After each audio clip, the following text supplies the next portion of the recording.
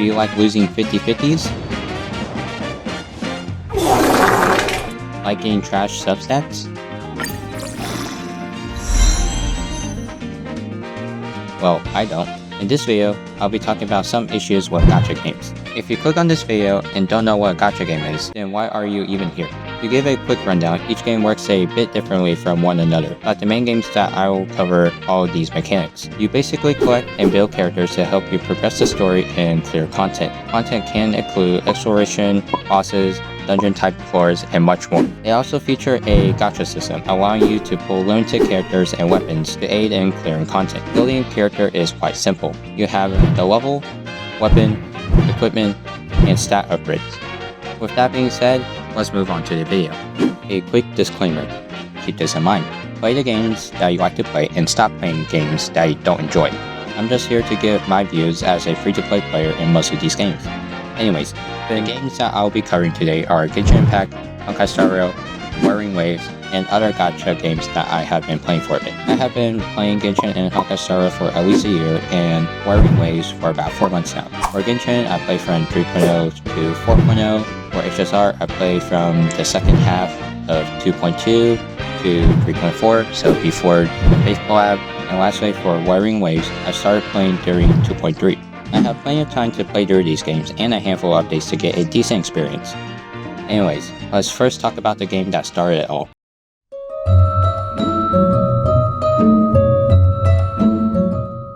Now, I don't have a lot of information about the updates after 4.0 and 5.0, and I'm going to make my judgment when I play Genshin and hear from other people on YouTube. Continuing the video. Genshin is not a bad game. It was pretty fun during its time, and I have a good time playing it. But there were a lot of things that I didn't like. Let's start with the pros. The quality of the game feels excellent. Like, it wasn't a random mobile game that you download from ads, but it's a game that has a lot of development behind it. The enemies are pretty interesting, with some that are immune to certain elements and other mechanics that I haven't seen in other games. The story wasn't the best, but it was kinda interesting. The free-to-playness of the game is pretty good, with many strong 4-star characters that works with many different teams. I feel like playing the signature weapons didn't matter too much back then, and there were many useful 4-star weapons that I used. All that aside, let's talk about some of the problems with this game.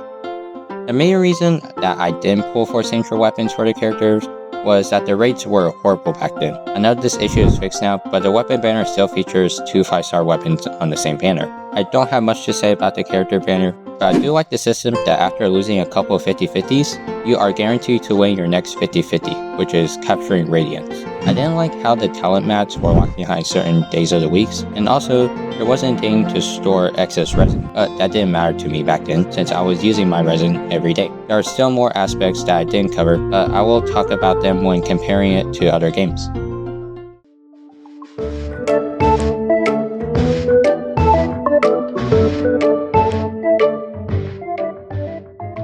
After playing it for a while, let me say this. I think HSR was a better game in general compared to Genshin, but for some reason, people who don't play gacha games keep saying that HSR is worse than Genshin, with no extra context. When I was playing HSR, it was during the Pinnacle era. The story is kinda good, and the turn-based combat is fun because it made me think about what action I have to employ. I believe that HSR has great character trailers, from the music to the animation. Along with these great trailers, the characters are super cool. Like, some of my favorite characters throughout the entire gacha space are Blue Hale and Aventurine. The gacha system is a bit better, with high rates from the character banners and a 75-25 for each of the Lycon banners.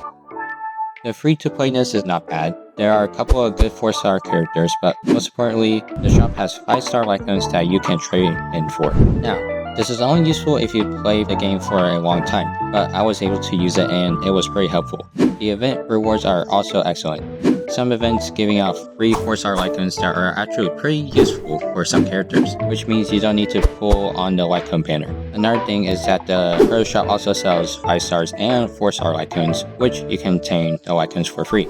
Now, let's talk about the main problem with this game, the power creep. It took me a whole year of playing HSR to beat all 3 of the in-game modes, which is better than Genshin, but also at the same time, I wasn't really that smart and pretty unlucky back then. The power creep was there, but it hasn't affected me that much since I was pulling for units to make my team stronger. Honestly, HSR was cooking, but after 3.0 it started to fall off. the story has slowly decreased in quality, and even though there were a lot of in-game modes, like the Divergent Universe, they still share some similarities, which made it boring for me. I have heard that the recent Fate collab didn't go too well, and the devs are still promoting users' in-game transactions. Overall, it's a step ahead of Genshin, but unfortunately, HSR created new problems. Note: I have played ZZZ for a bit, but not long enough to give an accurate opinion about the game. I'm solely only able to play one gacha game at a time, since you can technically spend a ton of time in one game, and trying to divide that time across multiple games is too difficult for me. So during the time when I was playing ZZZ, I was also playing HSR, which eventually led me to quit playing ZZZ. Anyways, let's talk about the next game on our list.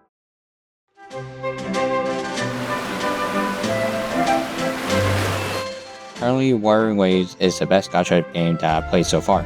The combat is nice, but not easy. The story is probably the best that I've seen so far, and the exploration is one step above Genshin's exploration, but still not the best. It has many quality of life features from the gadgets to the in-game systems. The game is pretty free to play, but there are some issues. The first issue is the lack of good 4-star characters and weapons. Now, there are some great 4-star characters, but this varies depending on the 5-star characters that you have. Some 5-star characters need a certain 5-star character to bring a team to its full potential, while other characters can use a 4-star option perfectly fine. I haven't played Wuthering Waves long enough to get a bunch of characters, but from what I know currently, there are only a handful of 5-star characters that are truly good with their 4-star supports. The other main issue is the 4-star weapons. Since the website PrideWin.gg exists, it can show you the difference between the power of the 5-star weapons and the 4-star weapons, and this, for some reason, makes the 4-star options less viable. You can see this problem if you go to PrideWin and check the tier list, which shows the characters ranking with their signature weapon. This was an issue for Genshin, but there wasn't a PrideWin page for Genshin,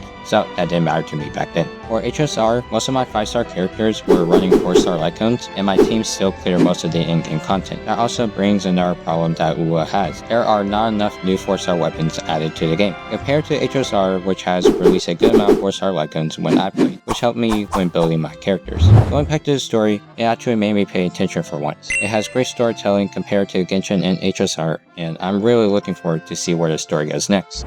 There are still issues that most of these games share. First, the standard 5-star characters are pretty trash. Losing a 50-50 is pretty bad, but getting a usable character instead is always nice, instead of getting an unusable character. The 50-50 system will always be in the game, can't change that, but it'll be nice to add a pay system if you lose your 50-50s a lot of time, like the capturing Radiance in Genshin. The other thing that they share is mid-exploration. For games like HSR and ZZZ, they don't count, but for Wuthering Waves and Genshin, they can be improved. If you compare the exploration from Wuthering Waves and Genshin to other games like Subnautica, it doesn't give the same feeling of adventure. There are so many ways to make exploration more fun and rewarding, but I'm not going to talk about that today. That's all I have to say about these games. I'm really hoping that the future of these games will be good, and I'm really looking forward to the gacha games that will be releasing in the future, like Silver Palace. That's it for the video. Keep in mind that everything that I said is my opinion, and you can disagree all you want. I'm just here to point out some things that I noticed in these games. Thanks for watching, and have a good day.